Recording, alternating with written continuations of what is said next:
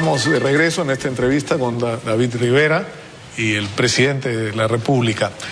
Y habíamos quedado en tratar ahora el tema de la candidatura de Nadine, pero a David se le quedaron dos preguntas que tienen que ver con todo este tema de la situación económica, ¿no? Y de la supuesta inestabilidad, ¿no? Hay un tema que preocupa no solamente a los empresarios hace años, sino que en paralelo preocupa de repente a las zonas más pobres del país, que son las zonas rurales, y está vinculado al tema de la ley de consulta previa. Se dio la ley y sin embargo se viene postergando ya por un tiempo que genera incertidumbre el decreto que, digamos, ordena el proceso, pero también la lista de comunidades que finalmente se van a incluir. Y en medio de toda esta incertidumbre ha aparecido, en el caso Cañaris en particular, una discrepancia abierta entre el Ministerio de Energía y Minas y el Ministerio del Ambiente sobre si a esa comunidad le corresponde o no la consulta previa. El Ministerio de Energía y Minas dice que no, porque todavía no sale esa base de datos, y el Ministerio del Ambiente dice que sí, porque hay un 50% de población quechohablante. En general, más allá de esta discrepancia dentro del gabinete, ¿cuál es su posición respecto a qué comunidades deben ser consideradas dentro de la consulta previa y cuándo se va a conocer finalmente esta base de datos? Bueno, mira, esta base de comunidades, perdón, que van a ser incluidas. Sí. Bueno, mira, lo que tenemos acá es un tema que, si bien nos realza a nivel mundial, que es el primer país que está atendiendo esta norma que viene de la Organización Internacional del Trabajo. El tema es que el espíritu de la norma es darle la voz a estas comunidades que no tienen voz, no tienen cómo hacer llegar su voz a las instancias de poder. Ahora, hoy día pocas comunidades no tienen una autoridad como es un alcalde, un teniente alcalde, y por ahí tiene una cadena de llegar hasta el gobierno regional o al presidente de la República. Más aún con los medios hoy día de comunicación, etcétera, como para que suceda un abuso como había en el siglo XX o en el siglo XIX. Aún así, nosotros hemos dado la ley porque creemos que todavía hay comunidades vulnerables. Pero donde han habido algunos problemas es en definir qué comunidades son nativas y cuáles no. Porque aquí, con tanta informalidad, todo el mundo quiere ser consultado porque eso les puede dar cierto poder de negociación.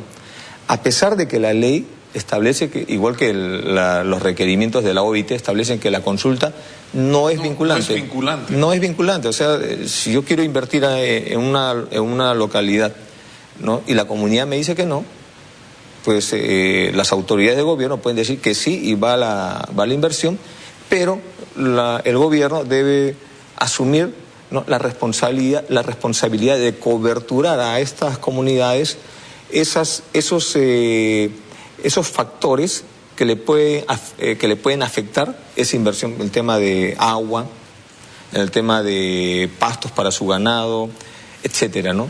Entonces nosotros tenemos que asegurar la calidad de vida de esas comunidades, que nos parece perfecto.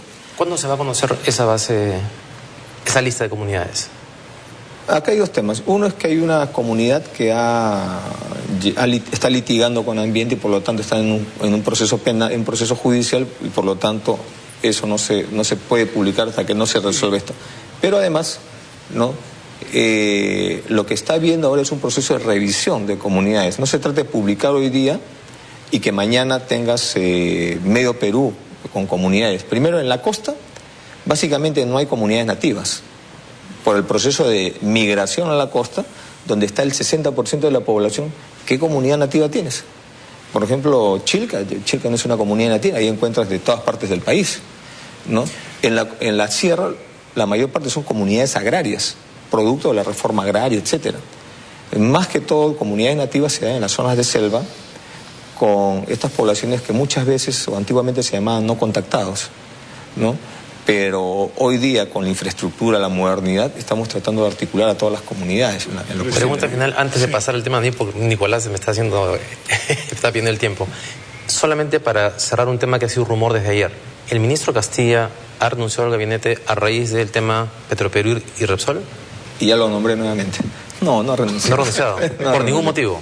No, ese es el tema que a veces Por eso tampoco uno no está cada rato dando entrevistas, porque para contestar rumores, acá en Lima es toda una... Pero lo que no es un rumor... Un conjunto de rumores, ¿no? Lo que no es un rumor es el tema de la candidatura de su esposa, de Nadine Heredia. Es decir, ella no es una candidata formalmente, pero en todas las encuestas figura. Es más, yo me imagino que para usted va a ser un dolor de cabeza.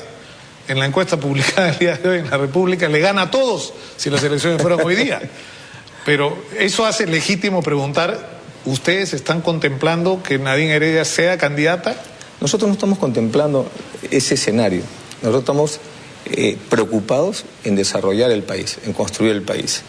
Yo creo que Nadine y yo somos un matrimonio como todos, ¿no? En el cual nos ayudamos, ¿no? Trabajamos en equipo.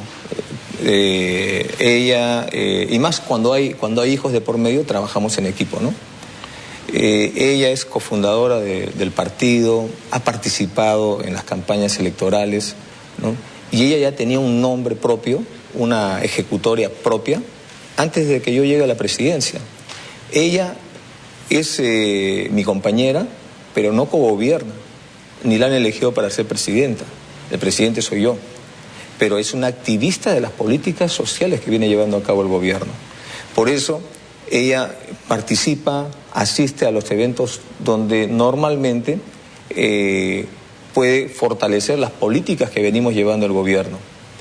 Pero eso es lo que está haciendo. Ahora, ¿usted qué juicio le produce las críticas que hay contra Nadine Heredia, que pidan que incluso se investigue sus gastos y que haya una especie de lupa sobre cada movimiento que da ella? Es decir, ¿hasta dónde la crítica es justa y hasta dónde tiene que ver con este bendito tema de si va a ser candidato o no? Yo creo que el tema de fondo es el miedo que despierta en candidatos adelantados al 2016 una situación que se plasma en encuestas que se dan a nivel nacional y que se viene dando de manera sostenida. ¿Usted cree que, por ejemplo, Alan García le tiene miedo a Nadine Heredia? Yo no voy a personificar, no quiero atacar a nadie. Como jefe de Estado, yo no me voy a referir a ninguna persona. En lo posible voy a evitar eso porque el Estado está por encima de las luchas domésticas. Lo que yo creo que en el fondo es esto, ¿no? Un miedo a la alta o a la importante popularidad que tiene hoy día Nadine, y que además ella ha venido construyendo su propia ejecutoria antes de que yo llegara a ser gobierno. En segundo lugar, ¿no? De que ese tema que han colocado es un tema del cual no pueden salir. Los que han metido ese tema en la agenda ahora necesitan que el gobierno les dé una manito. O que Nadine diga o que yo diga algo. Pero ustedes no lo dicen.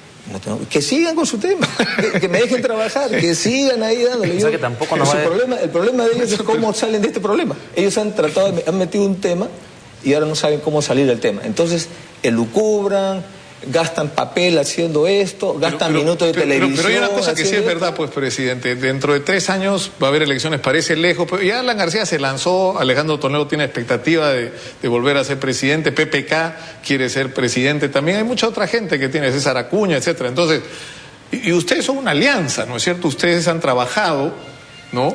De alguna manera una alianza, ¿no? Y la pregunta es... una posibilidad es Nadine Heredia como candidata. Otra posibilidad, que sería complicado por todo el tema que, digamos, constitucionalmente algunos especialistas dicen sí está facultada, pero la ley dice que no, que prevalece. Pero la otra opción es una alianza, un candidato Toledo presidente y, por ejemplo, Nadine Heredia presidenta del Congreso. ¿Ustedes han hablado de esa posibilidad? ¿O Mario Vargas Llosa candidato a la presidencia, Nadine Heredia presidenta del Congreso? Para nada. Nosotros lo que estamos haciendo, vuelvo a repetir, no estamos trabajando ese escenario ahorita para nada. Si tú supieras los problemas que estamos resolviendo, si tú me vieras un día en mi oficina, cómo trabajamos y cómo le exijo a los ministros que trabajen. Mañana voy a estar en el Cusco y así estamos viajando. ¿Tú crees que yo voy a tener tiempo para ver este tema? No. Ahorita, para nosotros es importante que después de un escenario en el cual dijeron de todo de mí, ¿no? Me dijeron de todo. Hemos logrado contra viento y marea, gracias a la persistencia en una idea, llegar a la presidencia de la República en un mar de tantas desconfianzas, donde se cayó la bolsa de valores el primer día. ¿Tú crees que vamos a estar dedicándonos a esto o a hacer un buen gobierno? Lo que estamos construyendo hoy día es un buen gobierno para que vea el pueblo, ¿no?, cómo se puede trabajar realmente cómo puede haber eficiencia en un gobierno. Pero, presidente, esto nos lleva también directamente al tema de que esto de la candidatura de Nadine y el que ustedes no digan no, definitivamente, sino que lo dejen ahí en el aire para hacer sufrir a... ¿no? Que sufran. a sus opositores, también provoca cierto malestar en los aliados, en algunos por interés, porque si Nadine es candidata, Alejandro Toledo, por lo menos lo que dicen las encuestas, no tiene ninguna oportunidad, pero le molesta también a Mario Vargas Llosa, que no tiene pretensiones de ser candidato. Le parecería un error a Mario Vargas Llosa, y eso me lleva a la pregunta de la semana, ¿no? Que ha estado rondando alrededor de Mario Vargas. Eso no es garante, ¿no? Como dijo Freddy Otárola, que no es como dijo, no es garante de nada, ¿no? Dijo David, como... No, yo creo que Mario Vargas Llosa, al cual le tengo un inmenso respeto,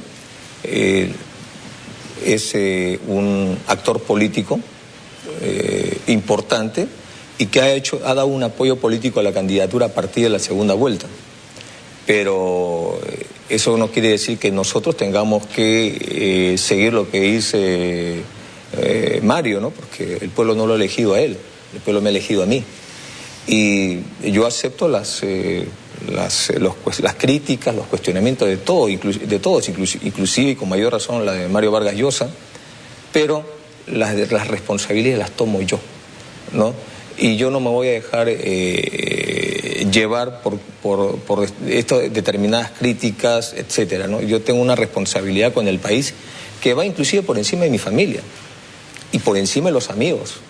No, cuando dice por encima de su familia, ¿se refiere a su hermano Antauro, por ejemplo? Me refiero me refiero, sinceramente, presidente, debe ser doloroso.